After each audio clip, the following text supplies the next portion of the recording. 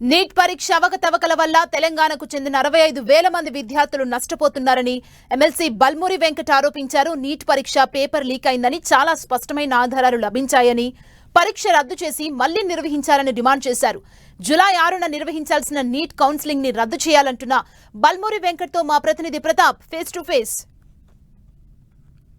Neat పరీక్షకు సంబంధించి NSUA చాలా సీరియస్గా తీసుకుంది. ముఖ్యంగా విద్యార్థులకు నష్టం జరుగుతుంది. ముఖ్యంగా ఈ పేపర్ లీకేజ్ వల్ల భవిష్యత్తు సంబంధించిన వైద్య విద్యార్థులు నష్టపోయే అవకాశం ఉంటుంది. కాబట్టి దీనికి సంబంధించి కూడా ఖచ్చితంగా మళ్ళీ దాన్ని రద్దు చేసి తాజాగా నిర్వహించాలని కూడా డిమాండ్ చేస్తుంది. దీనికి సంబంధించి ఎన్ఎస్యూఏ ప్రెసిడెంట్ వెంకట్ మనతో ఉన్నారు. వెంకట్తో మనం మాట్లాడదాం. వెంకట్ గారు చెప్పండి, ప్రధానంగా నీట్కి సంబంధించి ఒకవైపు కేంద్రం పైన ఒత్తిడి తీసుకొచ్చే ప్రయత్నాలు చేస్తుంది, మరోవైపు సుప్రీంకోర్టు కూడా కౌన్సిలింగ్ నిర్వహించాలంటుంది. మీరు మాత్రం ఖచ్చితంగా దీన్ని రద్దు చేయాలంటున్నారు.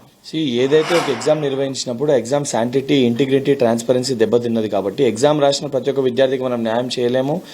కాకపోతే ఆ ఎగ్జామ్ నిర్వహించిన ఎగ్జామ్ రాస్తున్న ప్రతి విద్యార్థి కూడా ఎగ్జామ్ ట్రాన్స్పరెన్సీగా జరిగింది, ఎటువంటి ఏదైతే లీకులు కాకుండా జరిగిందని ఒక భరోసాని కల్పించాల్సిన బాధ్యత ఏజెన్సీ పైన, దాన్ని పర్యవేక్షించే ప్రభుత్వం పైన ఉంటుంది. ఎక్కడైతే పేపర్ లీకేజ్ అనే నిర్ధారణకు వచ్చి దాదాపు 1500 మందికి రీ ఎగ్జామ్ కండక్ట్ చేయాలని చెప్పి దాదాపు ఇప్పటివరకు 20 మందిని కస్టడీలోకి తీసుకురంటే పేపర్ లీకేజ్ అయిందని స్పష్టత వచ్చింది. గతంలో మన టీఎస్పీఎస్సీ, టీజీపీఎస్సీ పరిధిలో పేపర్ లీకేజ్ అనగానే ఇదే భారతీయ జనతా పార్టీ తెలంగాణ రాష్ట్రంలో అన్ని ఎగ్జామ్స్ ని రద్దు చేయాలని చెప్పి డిమాండ్ చేశారు.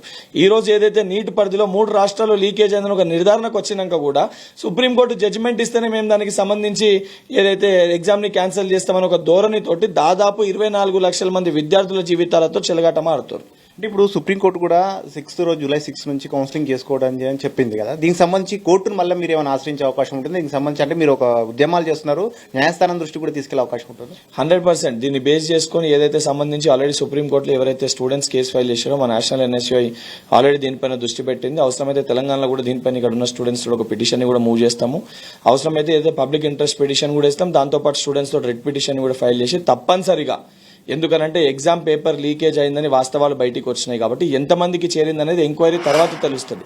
కానీ యథాతథంగా ప్రాసెస్ మీరు కంటిన్యూ చేస్తే ఎవరైనా అర్హులు కాని వ్యక్తులు రేపొద్దున డాక్టర్లు అయితే అది భారతదేశానికి కూడా నష్టం చేకూరుతుంది. కాబట్టి 100% దీనిపైన న్యాయం జరిగే వరకు న్యాయ పోరాటం చేస్తాము. దానితో పాటు కేంద్ర ప్రభుత్వం నరేంద్ర మోడీ గారి మెడలు వంచన్న ఈ విద్యార్థులకు న్యాయం చేసేవరకు అన్ని విద్యార్థి సంఘాలతోటి, ఐక్య విద్యార్థి యోజన సంఘాలతో మా పోరాటం కొనసాగుతుంది. రైట్, ఇది వెంకట చెప్తుంది. మొత్తం మీద తెలంగాణకు సంబంధించిన 65,000 మంది విద్యార్థులు నీటి పరీక్షలో ఉన్నారు కాబట్టి వారికి న్యాయం జరగాలనే ఉద్దేశంతో కార్యాచరణ కూడా చేస్తున్నాం. 10 విద్యార్థి సంఘాలను కూడా ఏకతాటిపైకి తీసుకెళ్లి వాళ్ళంతా కూడా కేంద్ర ప్రభుత్వం పైన ఒత్తిడి తీసుకొచ్చేందుకు ఈ ప్రయత్నం కూడా చేస్తున్నామని కూడా వెంకట చెప్తున్నారు. రాజుతో ప్రతాప్, NTV, హైదరాబాద్.